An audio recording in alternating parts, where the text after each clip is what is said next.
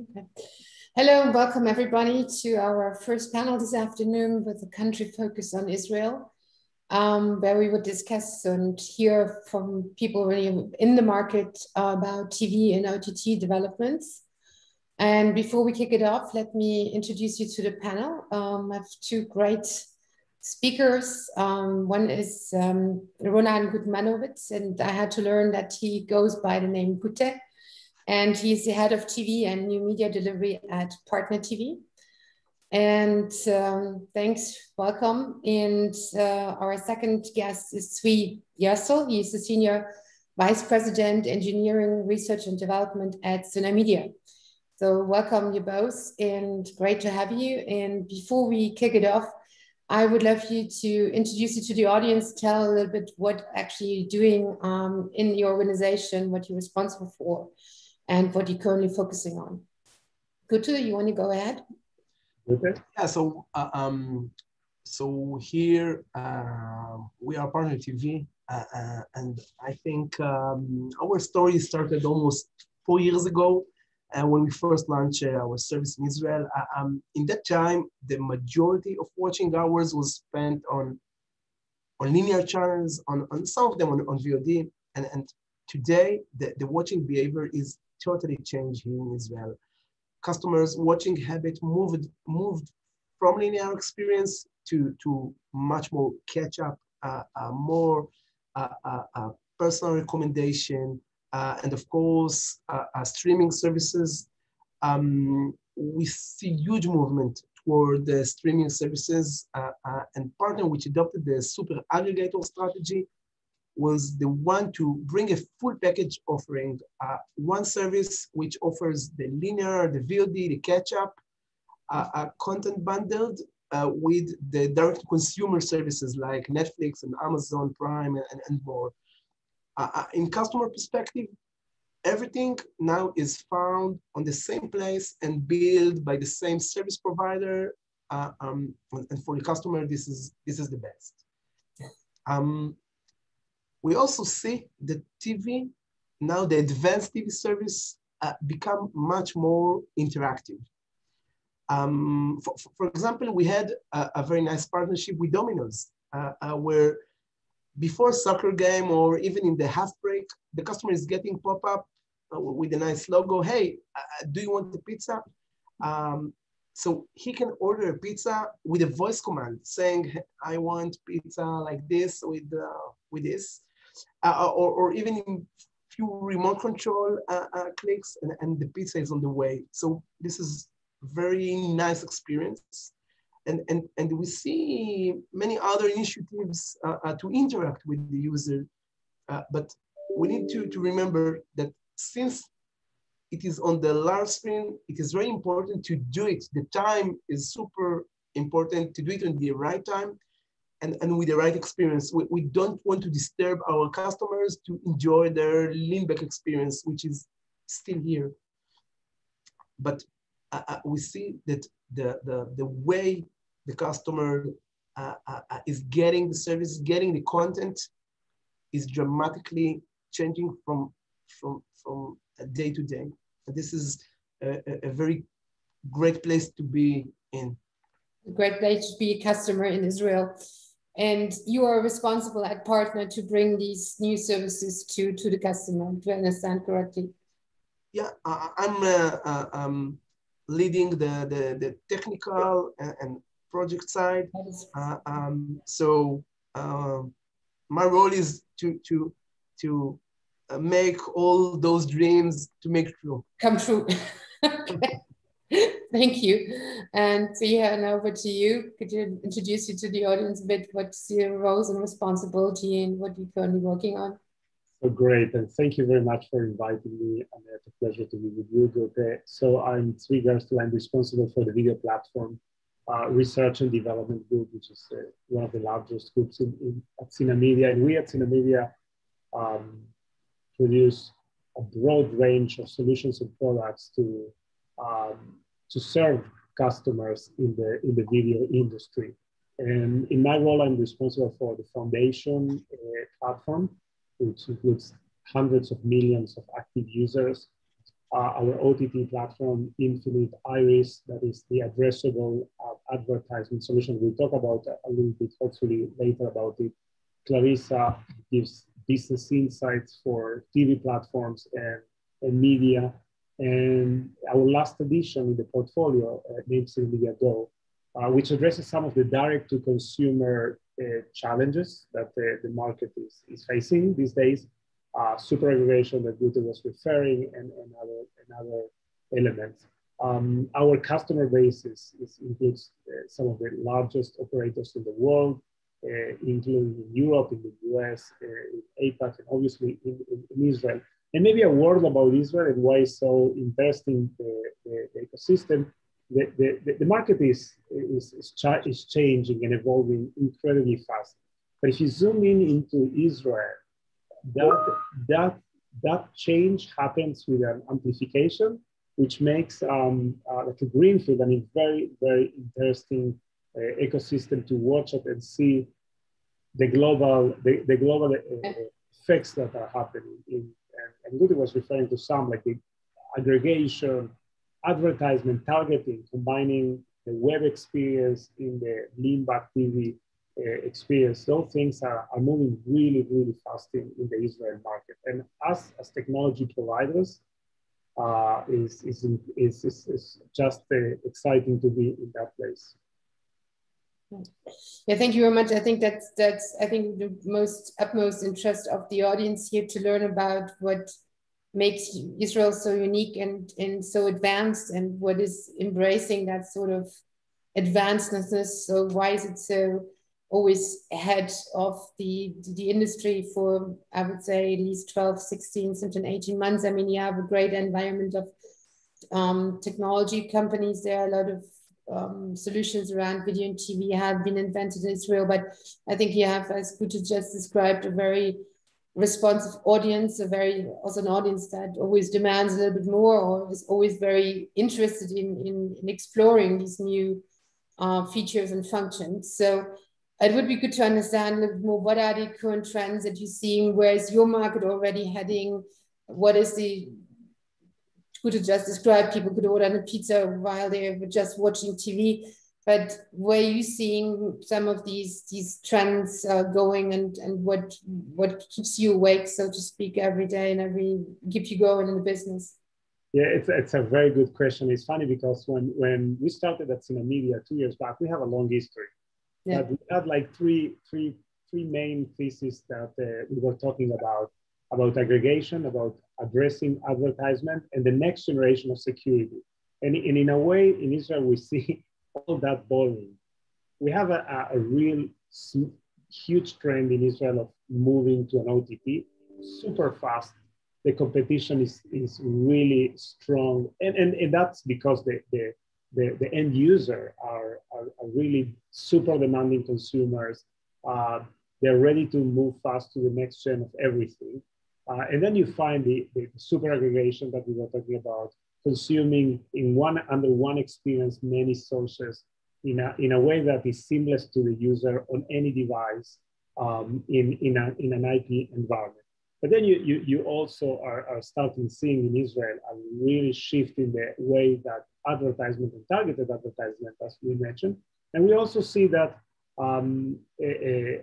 some of the elements of the next generation of security may apply in the near future. If in the traditional world we were protecting the content to not go away from the device, it is very clear that the content is there, and now it's about disrupting illegal piracy. And that is also some of the things that we feel that in Israel are becoming more interesting. Mm-hmm. I think that also the elements like low latency or the ability to watch content real to near time in an IP world is an interesting thing, as customers in Israel are very, they like sports and they like events that demand stuff. So that is what we are seeing, the key shifts in the market here. Maybe the last comment is that it is in the last 5 years, we see more and more new new companies getting into the video market, which also increases the competition and makes even more interesting the landscape. So, but how you keep up with that constant demand or changing demand of your customers, and also that we just said also there is more competition. I think there's not only more competition from a tech space that maybe compete with cinema media, but I guess there's also competition for the eyeballs, for the attention, for the willingness to pay and the paying subscriber. Sure, and I think competition for the eyeballs is always there. This is the main reason we are here, and I think that the challenge now for operator like us and for vendors like Cinemedia, I think it's the speed. You know, if I'm comparing it to what we had a few years ago, I think that, you know, technically speaking, we could set our roadmap, our planning, and, you know, run it for 1 or 2 or 3 years. And so that today, this is totally unacceptable. We and the vendors must move fast, not fast, super fast. And you know, for us, being always the first in the territory and sometimes the first in the world to do something, this is something that is every day. I'm putting it before of me and before of my vendors and before of my team. And this is how we live in this era. We need to be super fast. We need to be super agile, making the technical solution, bringing the technology to bring all those dreams to come true. This is a challenge. And, you know, every quarter we have a new dream, and every quarter there is new demand, and the industry is changing in such a fast way that we are always trying to always need to adjust. Okay, one that is sitting on his chair for more than 5 minutes, so his next action probably changed. So this is something we are living on a daily basis. And I'm sure this is Tzvik is doing with his head, but I'm sure this is his experience as well. And this is the experience that in the era which we're living in. And this is the industry. And this is what is so exciting on bringing the best experience to our customers. So it's great to work in this area. Are there some key lessons already from this turning into agile DevOps, so not having this long roadmap planning anymore? Say some key learnings from you, how you change services, businesses, applications based on customer demand or changing behavior, how you cope with that? Is there any lessons where you say you have to be careful with A or Z or X? Is there any example that you could share with the audience? Sure. I think that in the last few years, let's talk about the partnerships we have with the direct-to-consumer apps like Netflix, Amazon, Blacknuts, and more.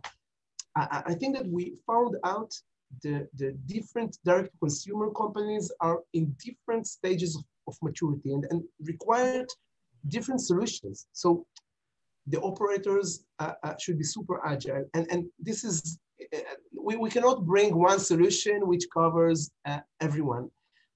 The big ones seek for the fast lane project. They have dedicated teams for onboarding and integration, and they're looking for efficiency. So we must be super fast. And the best way to do it is, again, to run a very short and focused streams, and every stream to see how we are advancing and how we are progressing towards our target.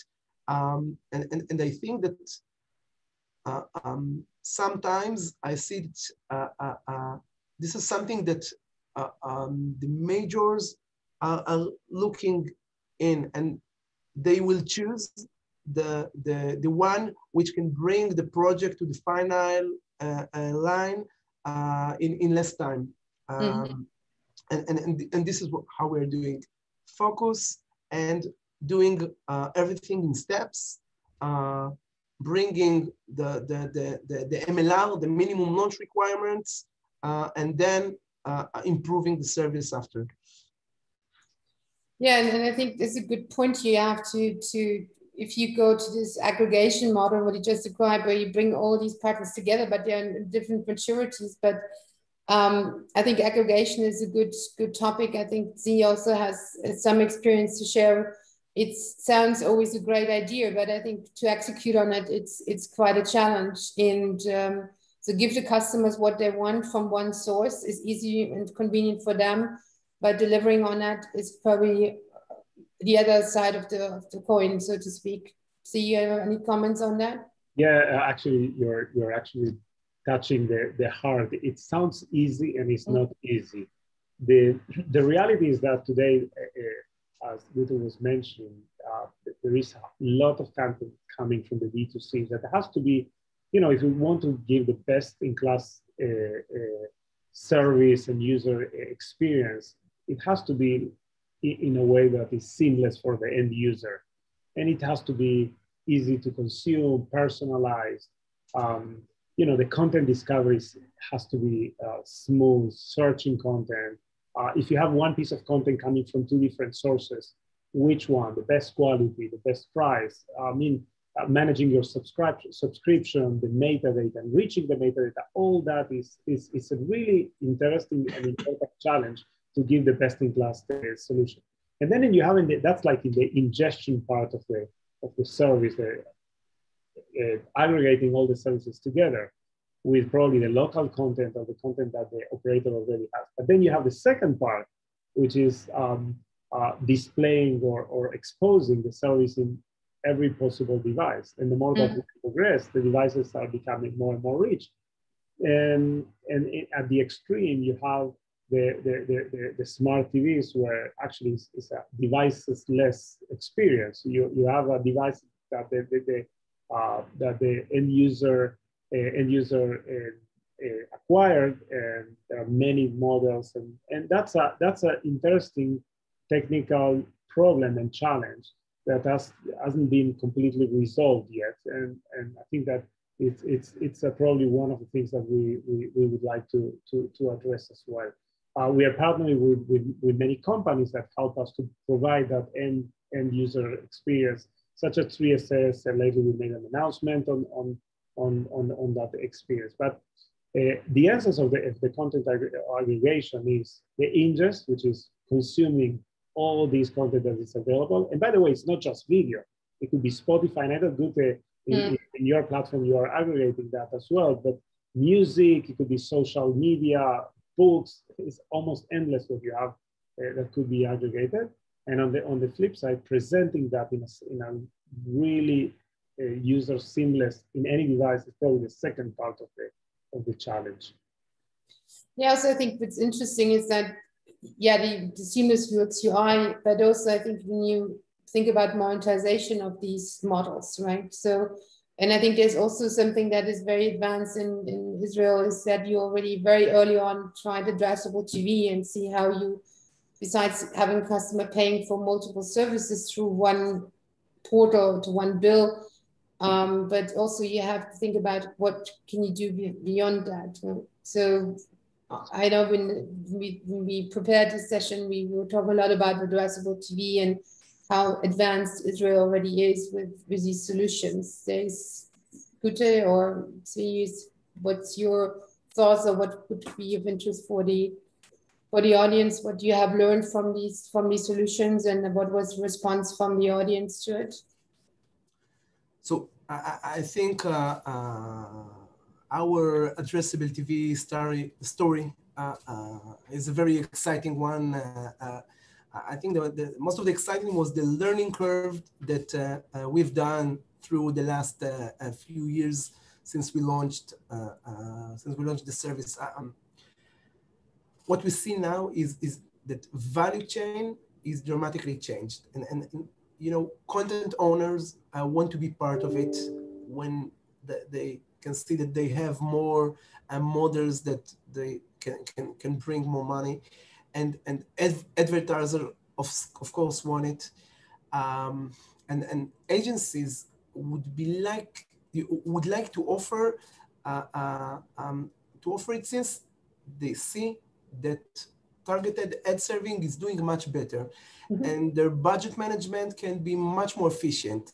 So there is major transition on the agencies. 2 years ago, when we first came to the agencies, I think that they didn't know how to handle us as a TV operator.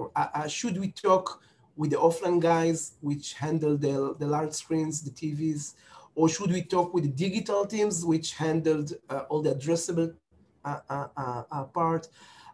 Which budget should support it? So, and I think that today the agencies and the advertisers are fully tuned.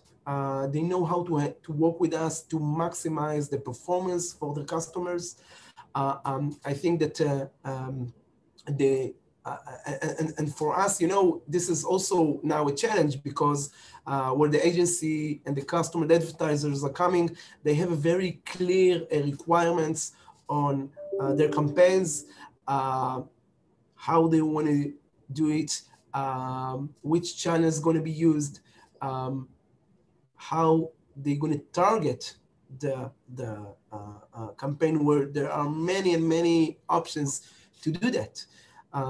So I think that this is a very challenging, and this is again another territory which is moving forward every day. Every day we are learning more. We are seeing demand for more selling options, for more options to target the campaigns, and this is very exciting. Yeah, I think it's not only the role that is changing for an operator, because he probably was an ad buyer before themselves, but you've never been somebody who's facilitating ad environment or ad inventory. But you need also to have technology for this in place. And also the media has also something developed in this regard. So yeah, I think that would be interesting, I think, for the audience to hear about what you do to help operate, to facilitate, to become sort of from an ad spender to an ad media house, so to speak. Yeah, so I think when we first decided that we need to move forward, to be the first one to serve ads in a personal way, so we had to take few decisions about technology. First, I think there are a few options, but if I can tell you that there are more client-side oriented options, when most of the logic, most of the playback process is done on the client side, and there are more server-side options, what's also called a dynamic ad insertion, server-side dynamic ad insertion. So the first choice should be this one, and we decided that if we want to be very agile and we don't want to be very coupled with the client, then the best option for us will be a server-side option, and this is what we did. We did it with our partners, Broadpeak, and so this one was on how to serve the video. But next choice which we had to take was who is going to choose the ads to serve to manage the campaigns. And as a TV operator running on Android TV, moving with Google Ad Manager was a very native option for us, and also the support of the process from Google on Android TV was much more mature than the one we found on other options. So for us, this was a winning match, and so we decided to integrate Broadpeak with Google Ad Manager, and to serve the personal ads like this.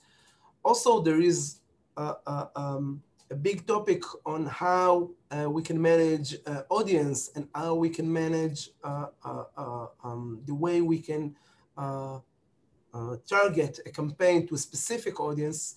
And again, this is also a lot of work and was done here. And I must say that Google also helped us a lot with understanding what is the best model that we can use, and what is the best solution which we can use. We found them very mature. The technology was very mature.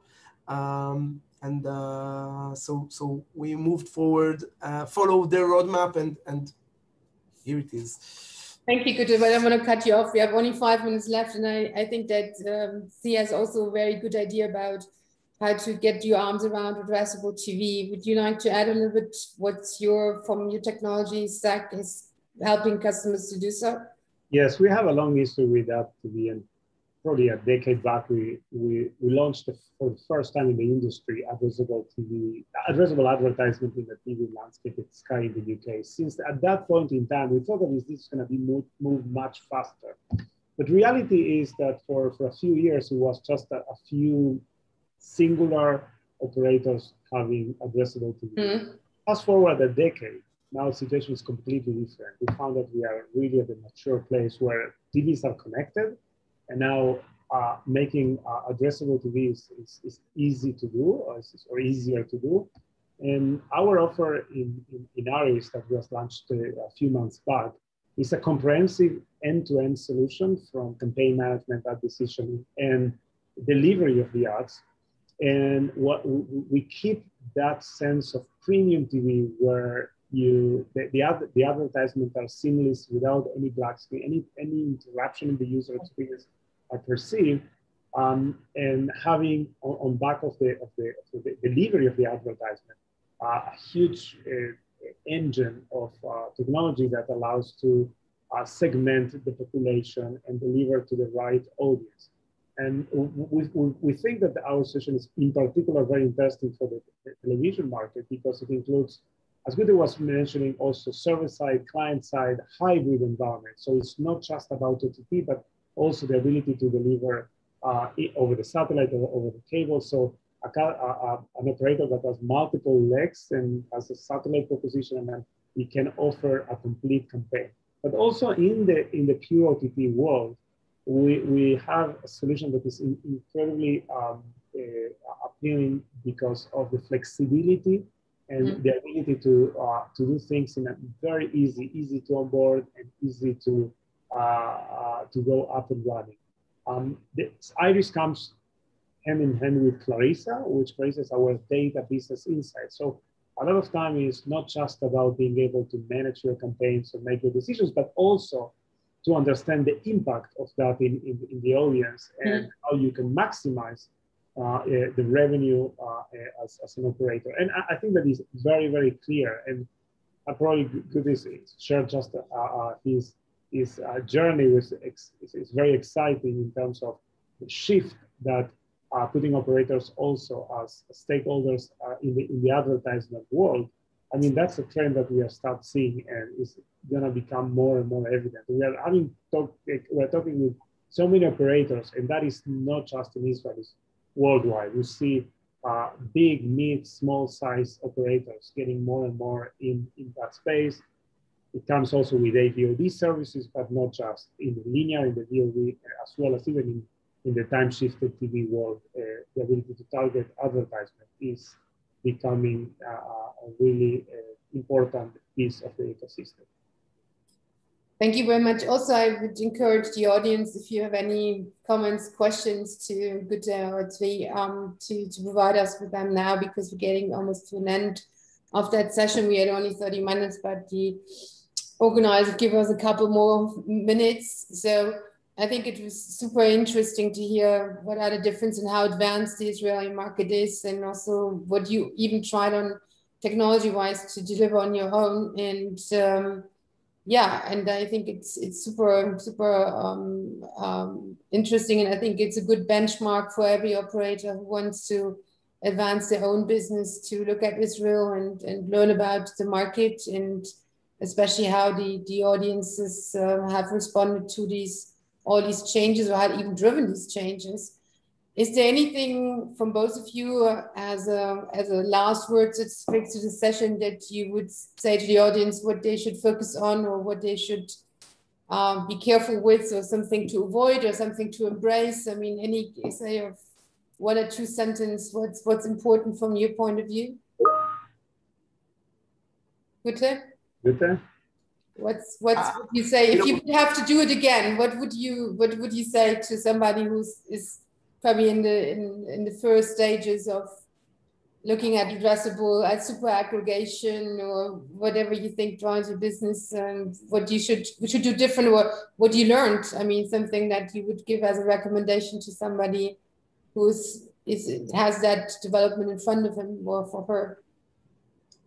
So first, I think that if I need to do it again, probably I'll do it in the same way, because it's a very exciting journey, and there is always learning. We have to adjust every day. Every day we are learning something new, and we have to adjust. And I think that you know, Israel sometimes referred as a startup nation, but I think that in the last few years, we're also becoming an advanced TV nation. We're a small country, but this has also given us the ability to move fast. And I'm sure Tzvi will agree. We see it all around, okay, on technology, with our vendors, with the customer demand. And I think that everyone which want to have a close look with the future of the advanced TV can book a flight to Israel and join us. You all will enjoy that. See, well, my advice would be that I fully agree that innovation speed is key. And it's probably one of the interesting challenges looking ahead, to be frictionless in inserting new capabilities to functionality. But all that has to be built on reliability.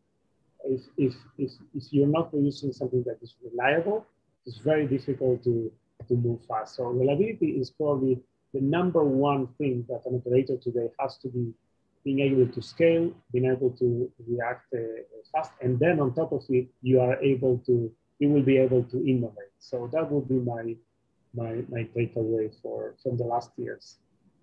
Yeah, thank you very much. I mean, that was super interesting, both of you, and I think we learned a lot, especially maintain what you have while you try to innovate and scale.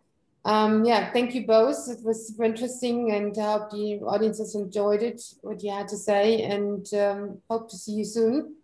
And hopefully all in person, and we will all be able to meet at these events in person again. And thank you very much, and speak to you soon. Thank you. Thank you very much. Thank you, Annette, so much for having us.